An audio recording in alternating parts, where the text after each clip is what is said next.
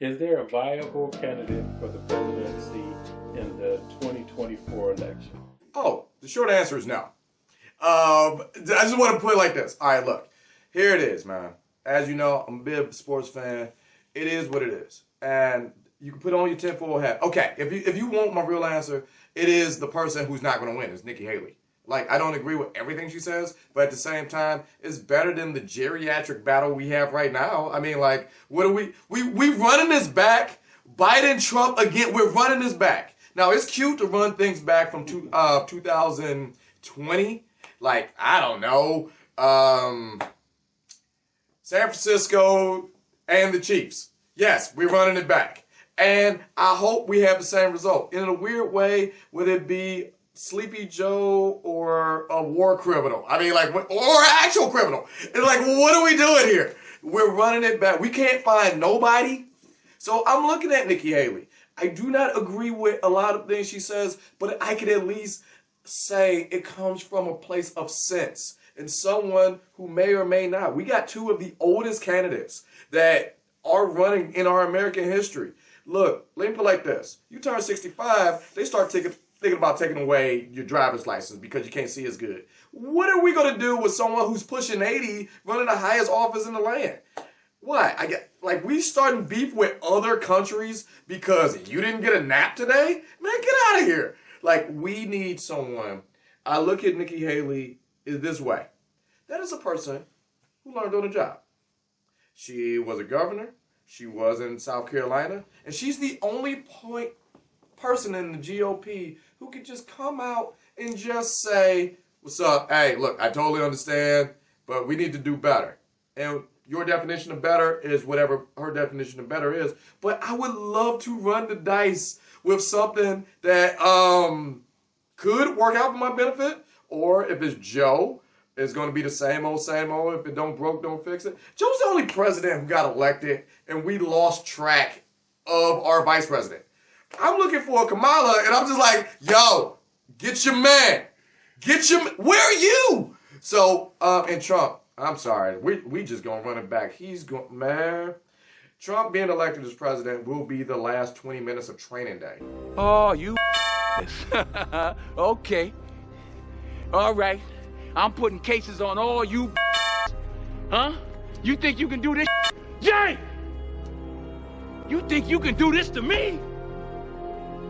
You mother will be playing basketball in Pelican Bay when I get finished with you.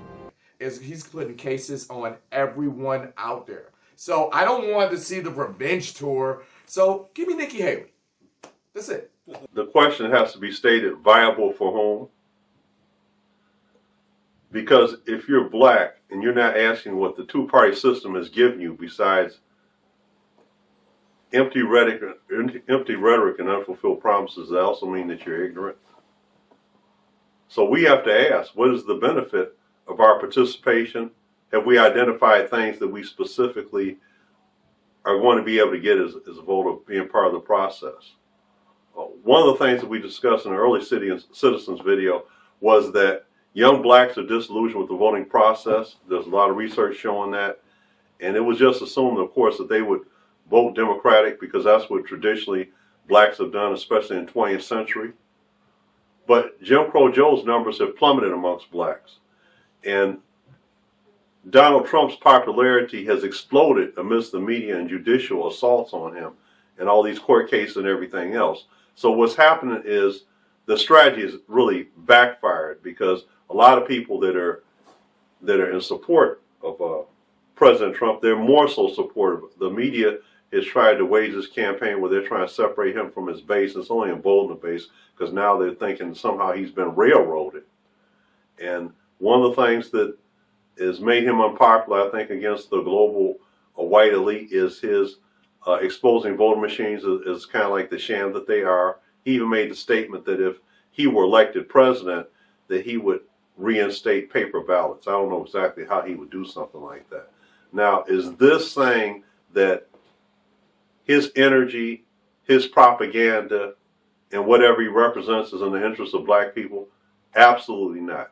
Anybody that believes that that's where I'm going with this discussion must be dining on a steady diet of lead paint chips. That's not what I'm saying at all.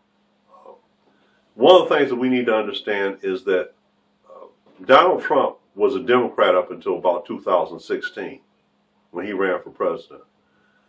The reason why he ran as a Republican was the field was too crowded. And he wanted to find an open lane as opposed to a lane that was crowded that would give him more competition. And so this is why him being a Democrat up until the time that he wanted to be politically pragmatic and then all of a sudden proclaim he's a Republican because now he has a chance to actually win.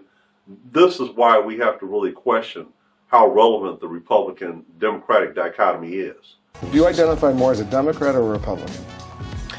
Well, you'd be shocked if I said that in many cases I probably identify more as a Democrat. Then why are you a Republican? I have no idea. In my mind, it's a false division. In an essay by Mr. Grimm on a show called The Hill, where he talks about the two-party system was designed to crush social uprisings, this is one of the theses of his discussion. He talks about parties, the Democratic and Republican parties are pretty much controlled opposition. This goes back to the time of the mid-19th century, where you have Martin Van Buren, who at the time is a New York political machine boss, who's later president of the United States of America. And at that point, slavery was a threat to the Democratic Party's base in the South. Why? Because it was being imposed in the North. And so what he decided to do was mirror what the Whig Party had done, which was the opponents of the Democrats at that time. Because before then, the Democratic Party was really known as the Democratic/Republican Party. Out of that, you have a Democratic Party, which just shows how confusing this whole thing is, and very consistent with Bob and Neely Fuller saying that white supremacy believes in controlling both sides of the argument, which one side seems like it's against you, one side seems like it's for you. Neither side really gets anything done for you. So getting back to Martin Van Buren, he believed that it would be difficult for Democrats to win elections if they just relied solely on their Southern base. And you got to remember, the Democrats were the party of the slaveholders. And so for us to be so loyal to them, does that mean that we as a people are still on the plantation? I just wonder. That's a question. And so what he decided to do was to develop a northern part of the party that would be opposed to slavery, kind of like what the Whigs are doing. They had a northern and southern faction. They wanted to mirror them. So the whole intent was to capture both sides of the issue.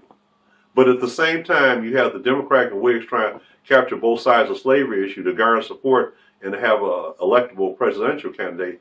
Neither side was going to do anything about legislation in Congress to actually abolish slavery while they're doing that. So, like I say, they're kind of both wings of the same diseased bird.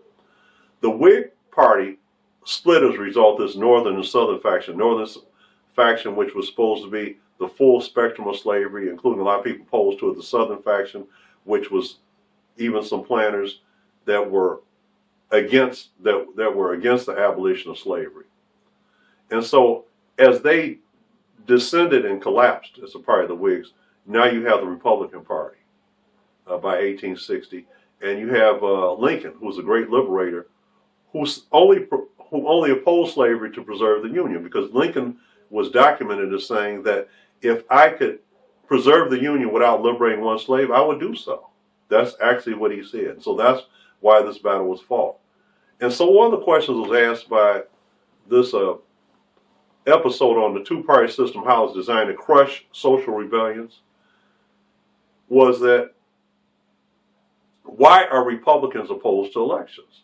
He said that's the point. The two-party system can crush a Black Lives Matter movement, can crush unions or anything else by pretending to be on one side of the issue, the other side of the issue, and then doing absolutely nothing about it, not being supportive of it. And this is what Professor Black Truth is saying when he said the most sophisticated form of propaganda is when something presents itself as opposition when it's really support.